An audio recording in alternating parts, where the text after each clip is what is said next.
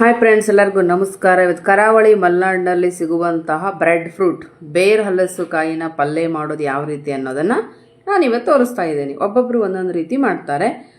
ಈರುಳ್ಳಿ ಬೆಳ್ಳುಳ್ಳಿಯನ್ನು ಬಳಸ್ದೆ ಕಾಯಿ ತುರಿಯನ್ನು ಹಾಕಿ ಹಾಗೆ ಒಗ್ಗರಣೆ ಹಾಕಿ ಮಾಡ್ತಕ್ಕಂಥ ಕ್ರಮ ಒಂದಾದರೆ, ಇವತ್ತು ಇದು ನಮ್ಮ ತೋಟದಲ್ಲೇ ಬೆಳೆದಿರತಕ್ಕಂಥ ಬೇರ್ ಹಲಸಿನಕಾಯಿ.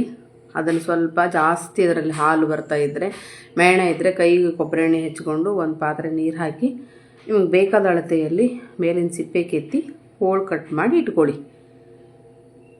ಅದು ನೀರಲ್ಲಿ ಹಾಕದೆ ಹೋದರೆ ಒಂದು ರೀತಿ ಕಪ್ಪಾಗುತ್ತೆ, ಬದನೆಕಾಯಿ ಥರನೇ. ಸೊ ಈ ರೀತಿ ಒಂದು ಪಾತ್ರೆ ಇಟ್ಟು ಗ್ಯಾಸ್ ಮೇಲೆ ಒಗ್ಗರಣೆಗೆ ಸ್ವಲ್ಪ ಎಣ್ಣೆ ಹಾಕಿ,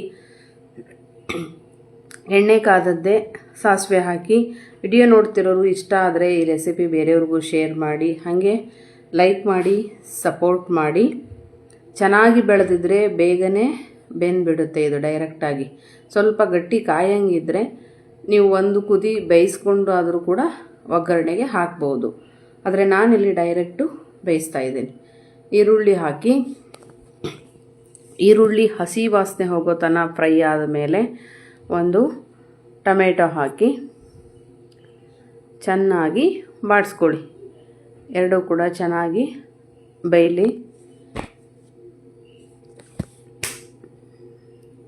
ಆವಾಗ ಹೋಳನ್ನು ಹೆಚ್ಚಿಟ್ಕೊಂಡಿರ್ತಕ್ಕಂಥ ಹೋಳನ್ನು ನೀರಿಂದ ತೆಗೆದು ಇದಕ್ಕೆ ಸೇರಿಸ್ಕೊಳ್ಳಿ. ಆದಷ್ಟು ತೆಳ್ಳಗೆ ಸಣ್ಣ ಹೋಳುಗಳನ್ನು ಹೆಚ್ಚಿಕೊಂಡ್ರೆ ಬೇಗನೆ ಪಲ್ಯ ಏನಾಗುತ್ತೆ ಅಂತ ಹೇಳಿದ್ರೆ ಬೇಯುತ್ತೆ. ಇಲ್ಲಿ ನೋಡಿ, ಅದರಲ್ಲಿರೋ ಹಾಲು ಮತ್ತು ಒಂಥರ ಜಿಡ್ಡಿನ ಅಂಶ ನೀರಲ್ಲಿ ಬಿಟ್ಕೊಂಡಿದೆ.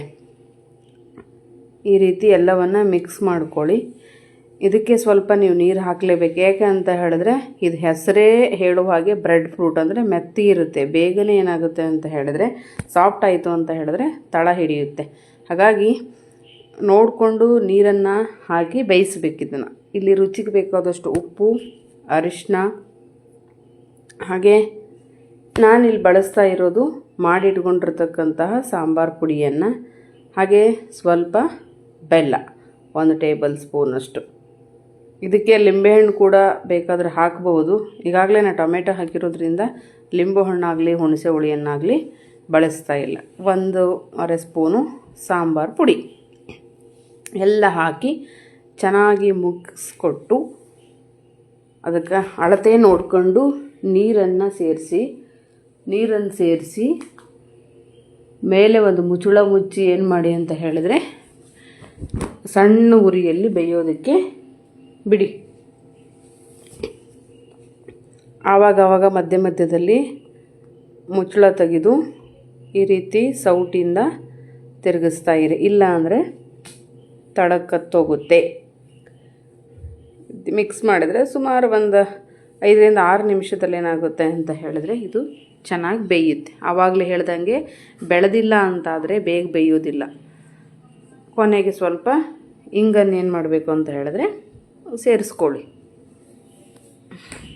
ತುಂಬ ಟೇಸ್ಟಿಯಾಗಿರುತ್ತೆ. ಇದರಿಂದ ತವಾ ಫ್ರೈ ಮಾಡ್ತಾರೆ, ಬಜ್ಜಿ ಮಾಡ್ತಾರೆ, ಚಿಪ್ಸ್, ಹಪ್ಪಳ ಕೂಡ ಮಾಡ್ತಾರೆ.